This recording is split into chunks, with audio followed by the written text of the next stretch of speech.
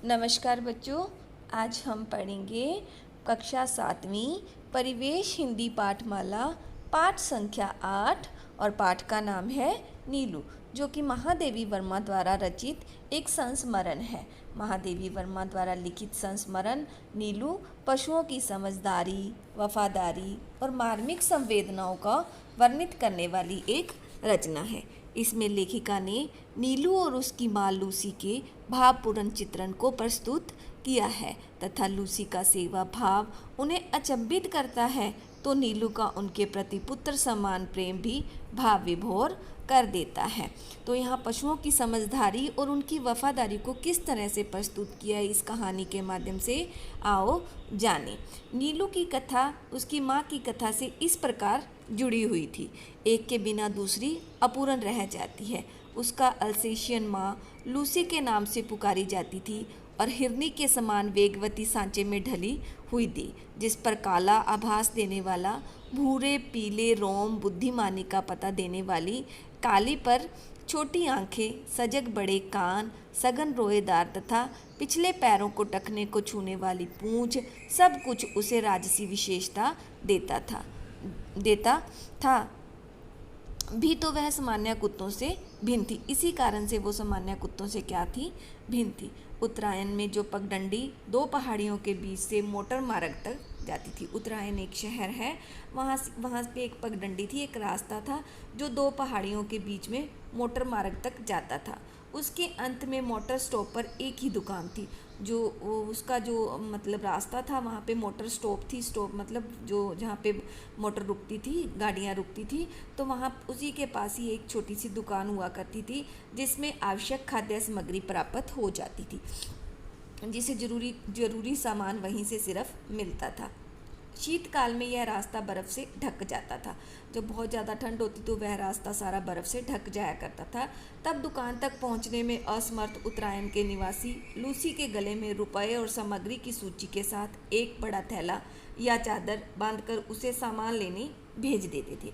तो क्या करते थे वो, मतलब वो रास्ता जब बंद हो जाया करता था और अत्यधिक ठंड हो जाया करती थी उस दुकान तक जाने का, तो वो लूसी के गले में वो क्या करते थे कि एक थैले में एक पर्ची डाल देते थे और उसके गले में बांध देते और वो सीधा वहाँ तक चली जाया करती थी। उन्होंने क्या कहा है आगे? उन्होंने कहा है कि लूसी के गले में रुपए और सामग्री की सूची के साथ एक बड़ा थैला या चादर बांधकर उसे सामान लेने भेज देते थे। बर्फ़ के मार्ग बना लेने की सहज चेतना के कारण वह सारी रुकावटों को पार कर दुकान तक पहुंच जाती थी। तो वो क्या करती थी कि सारी रुकावटों को पार करके और वो उस दुकान तक पहुंच जाया करती थी। दुकानदार उसके गले में कपड़ा खोलकर रुपए, सूची आदि लेने की उपरांत सामान की गठरी उसके गले में बांधकर गले पर या पीठ में बांध दिया करता था। तो वो जो दुकानदार था वो क्या करता, उसके गले में से, वो थैले में से पर्ची निकालता, उस पर्ची के पैसे निकालता और सामान डालकर उसके गले पे या उसकी पीठ पे बांध देता। तो लूसी सारे बोझ के साथ बर्फीला मार्ग पार करती हुई सकुशल लौट आती थी। सारा बोझ लिए हुए लूसी अपने घर वापस आ जाया करती थी। किसी किसी दिन तो उसे कई कई बार आना जाना पड़ता था, मतलब कई बार तो उसे एक एक दो दो कई बार चार चार चक्कर भी वहाँ पे लगाने पड़ते थे। वह तीर की तरह दुकान की दिशा में चल देती। क्या होता था कि उन्होंने क्या कहा है कि लूसी को मंगवाने वालों की भुलक्कड़पन से कभी कोई शिकायत नहीं रही, कि जो लोग थे वो कभी कभी भूल जाया करते थे कि क्या सामान मंगवाना है। मतलब एक बार ही मंगवा लिया, फिर उसके बाद जैसे उनको कोई ना कोई चीज़ रहेगी, तो वो क्या करते थे कि इसीलिए जो लूसी थी उसे कई कई चक्कर वहाँ पे लगाने पड़ते थे। गले में कपड़ा बांधते ही जब कोई जिसको सामान चाहिए होता था, तो उत्तरायण के लोगों को, उस छोटे से जो कस्बा सा था उसके लोगों को क्या होता था कि जब भी कोई सामान चाहिए होता था तो वह उसके गले में बांध देते, और जैसे ही कोई कपड़ा और या फिर थैला उसके गले में टांगते तो लूसी तीर के जैसे ही उस दुकान की दिशा की तरफ दौड़ लेती। एक दिन अधिक ऊंचाई पर बसे किसी पर्वतीय गांव से बर्फ से भटकता हुआ एक भेड़िया कुत्ता दुकान पर आ गया। लूसी से उसकी मैत्री हो गई। एक भेड़िया कुत्ता था, दुकान के पास आ गया जहाँ पे वो सामान लिया करती थी, और उसके साथ उसकी मैत्री हो गई। उसी सर्दियों में लूसी ने 2 बच्चों को जन्म दिया। उन्हीं सर्दियों में लूसी थी, लूसी ने 2 बच्चों को जन्म दिया, किंतु उनमें से एक तो शीत के कारण मर गया। लूसी जो कुतिया थी तो उसने क्या किया, 2 बच्चों को जन्म दिया और जो एक तो ठंड के कारण वो मर गया, और जो दूसरा बच्चा था वो ठंड के कारण, वो उसी परिवेश में उस ठंड के कारण वो जूझने लगा। 4-5 दिन जब हो गए लूसी ने उन बच्चों को जन्म दिए तो वो उन बच्चों को छोड़कर फिर से वो दुकान पर आने जाने लगी। एक संध्या के झुटपुटे में लूसी ऐसी गई कि फिर लौटी ही न। एक दिन संध्या का समय था और एक लूसी ऐसे गई कि वापस आई ही नहीं। शीतकाल में घ्राण शक्ति के कुछ कुंठित हो जाने के कारण कुत्ते लक्कड़ बग्गे के आने की गंध पाने में असमर्थ रहते हैं और उसके अनायास आहार बन जाते हैं। लूसी के साथ ही ऐसा ही कुछ हुआ। लूसी के लिए सभी रोए, परंतु उसने सबसे अधिक रोना चाहिए था। वह बच्चा तो कुछ जानता ही नहीं था। मतलब जैसे ही वो वहाँ से उस रास्ते में गई तो एक लक्कड़ बग्गा कुत्ते की जाती है, उन कुत्तों ने उसको पकड़ लिया लूसी को और उसको मार दिया। तो अभी वो गई और फिर वापस नहीं आई। कहते कि लूसी के लिए सभी को बड़ा दुख हुआ। जो उसके जो कस्बे के छोटे से कस्बे के लोग थे जिनका वो काम किया करती थी, तो सारों को बड़ा दुख हुआ। परंतु जिसे सबसे अधिक रोना चाहिए था वह बच्चा, तो वह जानता ही नहीं था कि उस दिन पहले ही उसकी आंखें खुली थी। अतः माँ से अधिक वह दूध के अभाव में शोर मचाने लगा। उसको बच्चा छोटा था, अभी बच्चे को तो पता ही नहीं था कि उसकी माँ अब नहीं रही है इस दुनिया में। तो वो जब भी उसकी मतलब उसको दूध न मिलता तो वो बड़ा ही रोने लग जाता, शोर करने लग जाता। दुग्ध चूर्ण से दूध बनाकर उसे पिलाया जाता और पर रजाई में भी वह माँ के पेट की उष्णता खोजता और न पाने पर रोता चिल्लाता रहता। उसने क्या किया गया कि दुग्ध चूर्ण होता है जो मतलब सूखा दूध होता है, उससे फिर दूध बनाया गया और उससे उस बच्चे को, छोटे बच्चे को पिलाया गया। पर रजाई में वह माँ के पेट की उष्णता को खोजता, माँ की गर्मी को, मतलब माँ के साथ उसको सोने की वो जो प्यार से माँ उसको अपने साथ सुलाया करती थी, वो उस बात के लिए बड़ा रोता चिल्लाता। अंत में हमने उसे कोमल उनके अधबने स्वेटर की डलिया में रख दिया। लेखिका ने क्या किया, एक डलिया छोटी सी मतलब टोकरी ले ली और उसके अंदर एक अधबुने स्वेटर मतलब पशम के स्वेटर में उसको क्या करा, डलिया में रख दिया, उसमें सुला दिया उसको, जहाँ माँ के समीप्य सुख के भ्रम में वह सो गया। मतलब वहाँ पे उसको थोड़ी गर्मी मिल गई जिसकी वजह से वो उस डलिया में ही सो गया। डलिया में वह उनकी गोद के जैसा ही लगता था और हम प्रयाग लौटे तो उसे भी साथ लाना पड़ा। लेखिका कहती कि वहाँ छोड़कर जब हम प्रयाग वापस आ गए तो वहाँ पे भी मेरे को उसको अपने साथ लाना पड़ा। बड़े होने पर रोमों के पूरे पीले और काले रंगों के मिलन से जो रंग बना था वह एक विशेष प्रकार का धूपछाई हो गया। जब वो बड़ा हो गया था थोड़ा सा, तो उसके मतलब जो शरीर का रंग था, कहीं कहीं पर भूले, कहीं पीले और कहीं काले, थोड़े थोड़े मतलब मिलन था, उसकी स्किन का जो मिलन हो गया था। धूप पड़ने पर एक ही झलक मिलती थी, छाँव में दूसरे की और दिए के उजाले में तीसरे की। वो कहते कि मतलब धूप छाई सी, उसका रंग बहुत ही अच्छा हो गया था। कहीं कहीं तो मतलब वो भूरे रंग का दिखाई देता था, कहीं कहीं पर वो मतलब पीले और काले रंग का दिखाई देता था। कहते कि जब वो धूप में जाता तो उसकी स्किन की चमक से मतलब बहुत अच्छी उसकी झलक दिखाई देती थी। कानों की चौड़ाई और नुकीलेपन में भी वह नवीनता थी और सिर ऊपर की ओर अन्य कुत्तों के सिर के लिए बड़ा और चौड़ा और लंबोतर तथा सुडौल था। कहते कि वो अन्य कुत्तों के जैसा ही उसका जो सिर था बड़ा चौड़ा और लंबा और सुडौल था। पूंछ जो थी अल्सेशियन कुत्तों की पूंछ के समान सघन रोमों से युक्त और ऊपर की ओर मुड़ी कुंडलीदार। उसकी जो पूंछ थी वो अल्सेशियन कुत्तों के जैसी थी और ऊपर की तरफ मुड़ी हुई थी, और पैर अल्सेशियन कुत्तों के पैरों के समान लंबे, और उसके जो पैर थे वो भी अल्सेशियन जो कुत्ते होते हैं उनके पैरों के समान लंबे दिखाई देते थे। आगे उन्होंने क्या कहा है, उन्होंने कहा है कि लंबे पंजे और भेटिए के समान मजबूत, चौड़े और मुड़े हुए नाखूनों से युक्त थे। भेटिया कुत्तों की जाती है तो कुछ कुछ वो भेटियों कुत्तों के जैसा लगता था, जो धूप में तरल सुनाला हो जाता था और छाया में जमे हुए मधु सा पारदर्शी लगता था। मतलब उसका रंग इतना अच्छा लगता था कि जो मतलब सुनहला सुनहला का मतलब सुनहरे रंग का दिखाई देता था कुत्ता।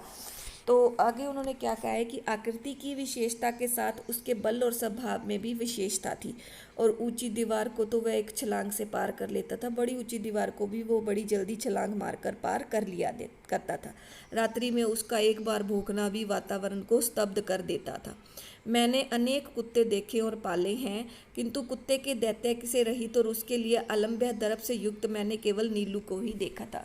जो वो कुत्ता था उसका नाम नीलू रख दिया था। तो वो कहते कि मैंने अपनी ज़िंदगी में, लेखिका कहती, बहुत कुत्ते देखे हैं पर नीलू जैसा कुत्ता मैंने आज तक अपनी ज़िंदगी में नहीं देखा। उसके प्रिय से प्रिय खाद्य को भी यदि अवज्ञा के साथ फेंक दिया जाता तो वह उसकी ओर देखता तक नहीं था।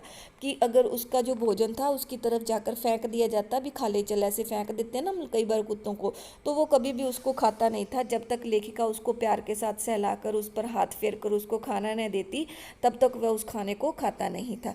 यदि उसे किसी बात पर झिड़क भी दिया जाता तो वह बिना बनाए मेरे सामने ही न आता था। कहते कि जब तक मैं उसको, कभी बार मैं उसे झिड़क देती थी, उसे लड़ देती थी, तो वो कभी भी बिना मेरे सामने आए, वो मेरे सामने बिना मनाए आता ही था जब तक मैं उसको मनाती नहीं थी। विगत 12 वर्षों में उसके बैठने का स्थान मेरे घर के बाहर बरामदा था। कहते कि पिछले 12 सालों से उसके जो बैठने का स्थान मेरे घर का बरामदा था, जैसे तो उसके घर के बाहर बरामदा था, उस पर ही वहीं पर उसकी जगह थी, वहाँ बैठता था, जिसकी ऊपर सीढ़ी पर पोटिका के समान बैठकर वह प्रत्येक आने जाने वाले का निरीक्षण किया करता था। जो पौड़ियाँ थी ऊपर वाली, उस बरामदे की 3-4 पौड़ियाँ थी, उस पौड़ियों के ऊपर चढ़कर एक छोटी सी जगह थी बरामदे में, और वहाँ पर बैठ जाया करता था। वहाँ से बाहर से आने जाने वाले को सारों के बारे में पता चलता रहता था। वो पूरा दिन निगरानी किया करता था। मुझसे मिलने वालों में वह प्राय सबको पहचानता था। जितने लोग भी मुझसे मिलने आया करते थे वो सबको जानता था। किसी विशेष परिचित को आया हुआ देखकर वह धीरे धीरे भीतर आकर मेरे कमरे के दरवाजे पर खड़ा हो जाता।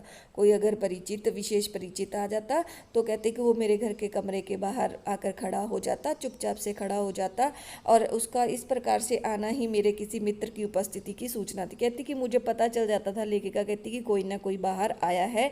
जब मैं उससे कह देती कि आ रही हूँ तो फिर वो जाकर अपने स्थान पर बैठ जाता था जहाँ पर वो बैठा करता था। लेखिका का कहना है कि कुत्ते भाषा नहीं जानते, केवल ध्वनि पहचानते हैं। नीलू का ध्वनि ज्ञान इतना विस्तृत और गहरा था कि उससे कुछ कहना भाषा जानने वाले मनुष्य से बात करने के समान हो जाता था। बाहर या रास्ते में घूमते हुए यदि कोई उससे कह देता, गुरुजी तुम्हें ढूंढ रही हैं नीलू, तो वह विद्युत गति से 4 दीवारी कूदकर मेरे कमरे के सामने आकर खड़ा हो जाता था। फिर कोई काम नहीं है जाओ कहने पर वह पहले की मूर्तिकार एक स्थिति में खड़ा रहता। कभी कभी मैं कोई कार्य में व्यस्त होने के कारण उसकी उपस्थिति अगर मुझे नहीं पता चलती थी कि वो आ गया है, तो वह बहुत समय तक बिना हिले डुले वहीं पे ही खड़ा रहता था। हिंसक और क्रोधी भेड़िया बाप और अखेट प्रिय अल्सेशियन माँ से जन्म पाकर भी उसमें हिंसा प्रवृत्ति का कोई चिन्ह नहीं था। 13 वर्ष के जीवन में भी उसे किसी पशु पक्षी पर झपटे मारते नहीं देखा था। 13 साल हो गए थे अब उसको, और कभी भी वो किसी पशु पक्षी पर किसी तरह का कोई कभी भी झपटा नहीं था।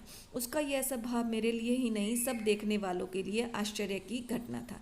मेरे बंगले में रोशनदानों में प्राय गुरैया तिनकों से घोंसला बना लेती थी। मेरे घर का कहती एक रोशनदान था, वहाँ पे एक गुरैया थी और वो तिनकों से अपना वहाँ घोंसला बना लेती थी। मुझे उनके परिश्रम पूर्वक बनाए हुए घोंसले उजाड़ना अच्छा नहीं लगता था। लेखिका कहती कि मुझे वो घोंसले तोड़ना अच्छा नहीं लगता था। अतः कालांतर में उनमें अंडे और पक्षी शावकों की सृष्टि बस जाती थी। कुछ कुछ अंकुर जैसे पंख निकलते वे पक्षी शावक उड़ने में असफल प्रयास में रोशनदानों से नीचे गिरने लगते थे। कहते कि उस पे बैठते बैठते वहाँ पे कुछ पक्षियों ने अंडे दिए गोरैया ने, फिर उसमें से कुछ पक्षी पैदा होने शुरू हो गए। तो जैसे ही वो उड़ने की कोशिश करते, पंख निकलते थे, जब वो उड़ने की कोशिश करते तो वो पक्षी क्या करते, नीचे गिर जाया करते थे, उस घोंसले से नीचे गिर जाया करते थे। इन्हीं दिनों नीलू उनके सतर्क पहरेदार का कर्तव्य संभाल लेता था। नीलू वहाँ बैठा रहता और उनको कोई नुकसान नहीं पहुँचाता था, परंतु उनकी पहरेदारी करता रहता था। उनके भय से कोई भी कुत्ता बिल्ली उन नादान उड़ने गिरने वाले बच्चों को हानि नहीं पहुँचा सकता था। कभी कभी बहुत छोटे पक्षी शावकों के पुनः घोंसले में रखवाने के लिए उन्हें होले से मुख में दबाकर मेरे पास ले आता था। जब वह रोशनदान में सीढ़ी लगवाकर मैं उस बच्चों को घोंसले में पहुंचाने की व्यवस्था न कर लेती, तब तक वह या तो बड़ी कोमलता से उन्हें मुंह में दबाए खड़ा रहता या मेरे हाथ में देकर प्रतीक्षा से मुद्रा में देखता रहता। कहते कि कई बार जैसे मैं उनको नहीं उसकी बात को सुनती, तो कहती वो अपने मुंह में उस पक्षी को दबाए रखता जब तक कि मैं उससे वो पक्षी का बच्चा ले न लूँ और ऊपर घोंसले में रख दूँ, तब तक उसको चैन नहीं आता था। इसके बाद उन्होंने क्या कहा कि सवेरे नियमानुसार जब मैं मोर, खरगोश आदि को दाना देने निकलती, तब वह चाहे जाड़ा हो चाहे बरसात मेरे दरवाजे पर ही मुझे मिलता था। कहते कि मेरे पास और भी जानवर थे, तो सुबह सुबह मैं उनको दाना डालने के लिए जब जाती थी तो वो मेरी प्रतीक्षा करता रहता था वहाँ गेट पे खड़ा हुआ। चाहे बारिश होती थी चाहे ठंड होती थी, तो वह गेट पे ही मुझे मिलता था। पक्षियों के कस में 2 फुट ऊंची दीवार पर जाली लगी हुई थी। नीलू दीवार पे दोनों पंजे रखकर खड़ा हो जाता और अपनी गोल गोल आंखें घुमाकर प्रत्येक कक्ष की ओर रहने वाले का निरीक्षण करता। कहते कि वो नीलू जो था मतलब मेरे साथ जाया करता था, और वहाँ जाली लगी हुई थी जहाँ पे पशु पक्षी रखे हुए थे, तो वो जाली के ऊपर अपने पंजे टिका लेता और उनको हमेशा देखता रहता था। सबके सो जाने पर वह गर्मियों के बाहर लॉन पर और सर्दियों में बरामदे के तख्त पर बैठकर पहरेदारी का कार्य करता था। रात में कई कई बार वह पूरे कंपाउंड में और पशु पक्षियों के घर का चक्कर लगाता रहता था। खरगोश धरती के भीतर सुरंग जैसे लंबे और दोनों ओर दीवार वाले बिल खोद लेते थे। एक रात उन्होंने कहा कि मेरे खरगोश बिल खोदते खोदते पड़ोस के दूसरे कंपाउंड में जा निकले। लेखिका कहती है कि एक बार खरगोश जो उस जाली वाले घर में रहते थे, उन्होंने खोदते खोदते दूसरे वाले कंपाउंड में, मतलब अपने घर के बाहर जो रास्ता है वहाँ वो पहुँच जाया करते थे। आगे क्या हुआ कि उन्होंने कहा कि उनमें से कोई जो इस अभियान में अगुआ था, जंगली बिल्ली द्वारा मार दिए गए। अंत में एक के पीछे एक निकलते हुए खरगोशों में सभी को बिल्ले ने आहार बना जाना पड़ता, किंतु उनके सौभाग्य से नीलू ने संभवतः पत्तियों की सरसराहट और सजग होकर 4 दीवारी से पार देखा होगा और उसने खरगोशों के संकट को पहचान लिया होगा। कहते कि एक एक करके सारे खरगोश मारे गए। कहते कि जब एक खरगोश बच गया तो उसने देखा कि मतलब कोई ना कोई जंगली बिल्ली है जो इन जानवरों को खा रही है। तो उसने क्या करा कि इतनी ठंड की पत्तियों की सरसराहट की 4 दीवारी पार करके वहाँ उसी के पास जाकर बैठ गया। उसने कूद कर दूसरी ओर पहुँचती हुई बिल्ला तो भाग गया, परंतु खरगोशों को बाहर निकलने से रोकने के लिए वह रात भर ओस में भीगता रह गया। यह जो परोपकार था उसे बहुत महंगा पड़ा, क्योंकि उसे सर्दी लगने से निमोनिया हो गया था और कई दिनों तक इंजेक्शन दवा आदि का कष्ट झेलना पड़ा। वैसे वह शांत भाव से कड़वी दवा भी पी लेता था और सुई भी लगवा लेता था। एक बार मोटर दुर्घटना में घायल हो उसने कहा लेखिका ने कहा कि एक बार मैं मोटर दुर्घटना में घायल हो गई, मुझे मार्ग से ही अस्पताल जाना पड़ा। तब संध्या तक मेरी प्रतीक्षा करके वह कपड़े, चादर, कंबल आदि सामान अस्पताल ले जाने वालों की हड़बड़ी देखकर उसे न जाने कैसे सब पता चल गया। सब उसकी उदासी देखकर हैरान थे। जब 3 दिन तक उसने न कुछ खाया न पिया, तब डॉक्टर से अनुमति लेकर उसे अस्पताल लाया गया। मुझे अच्छी तरह से चारों ओर घूमकर देखने के बाद मेरे सामने ही जमीन पर बैठ गया। तब से हर दूसरे दिन अस्पताल ले जाने पर वह अनशन आरंभ कर देता था कि अगर उसे 2 दिन तक अस्पताल न लेके जाते तो वो खाना पीना छोड़ देता था। अस्पताल में भी वह नियमित रूप से मिलने वाले आने वालों में गिना जाने लगा तथा डॉक्टर और नर्स सभी से परिचय हो गया था। नीलू के 14 वर्ष का जीवन मिला था और जन्म और मृत्यु के क्षण तक वह मेरे पास ही रहा। मेरे पास अनेक जीव जंतु हैं, परंतु जिसके बुरा मान जाने की मुझे चिंता हो ऐसा अब कोई भी नहीं रहा है। कहते कि अब तक कोई भी ऐसा जानवर नहीं, क्योंकि वो जब भी कह देती थी ना तो वो बुरा मान जाता था और चुप करके वहाँ पे खड़ा हो जाता था। जब तक लेखिका मनाती नहीं थी तब तक वो वापस नहीं आता था। लेखिका कहती अब मेरे पास ऐसा कोई भी जानवर नहीं बचा था। महादेवी वर्मा। धन्यवाद बच्चों।